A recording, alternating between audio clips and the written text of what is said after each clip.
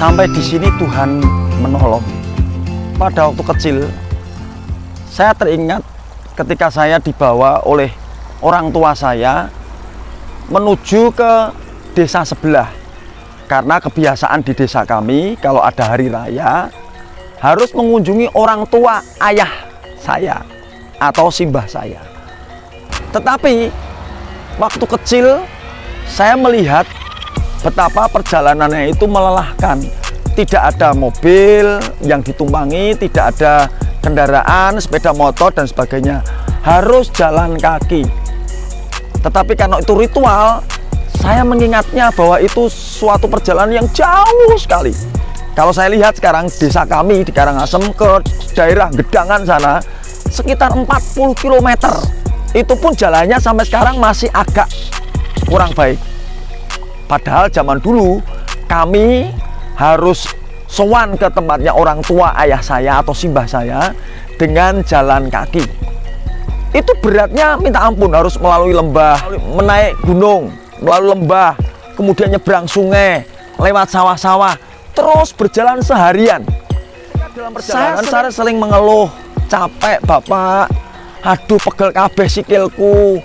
Dan naik gunung, turun gunung sebagai seorang anak, tentu itu sesuatu yang berat. Saya tidak pernah melihat ke belakang atau ke kiri ke kanan. Yang saya rasakan adalah capek naik turun gunung. Dan waktu yang saya tunggu yang menyenangkan tiba, yaitu ketika sampai di sebuah gubuk, lalu kami istirahat.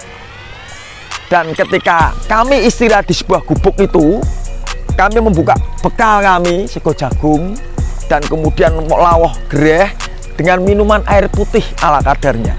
Sangu kami, bekal kami makan di gubuk itu.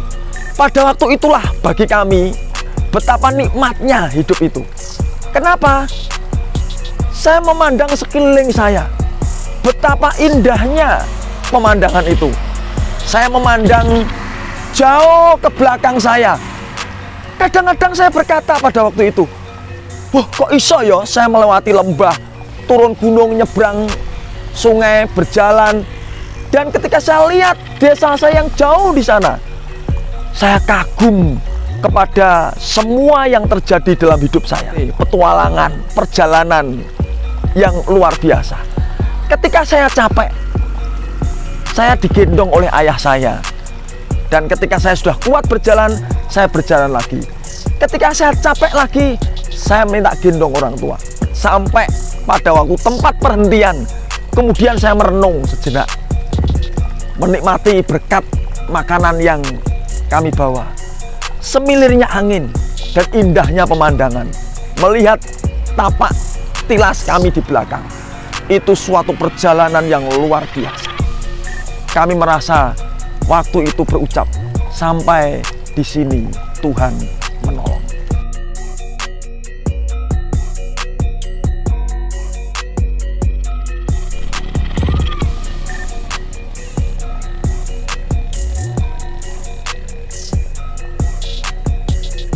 Sampai di sini Tuhan menolong. Dalam renungan hidup saya menemukan satu hal. Ketika saya berjalan dalam hidup ini, umur saya 52 tahun sekarang. Dan itu pasti melewati gunung yang tinggi, lembah yang curam, melewati sungai, melewati sesuatu yang kadang-kadang saya tidak mengerti. Kadang-kadang saya fokus di depan saya fokus rasa capek, bingung, kegundahan saya. Saya fokus kepada diri saya sendiri. Dan itu membuat saya menjadi putus asa begitu rupa.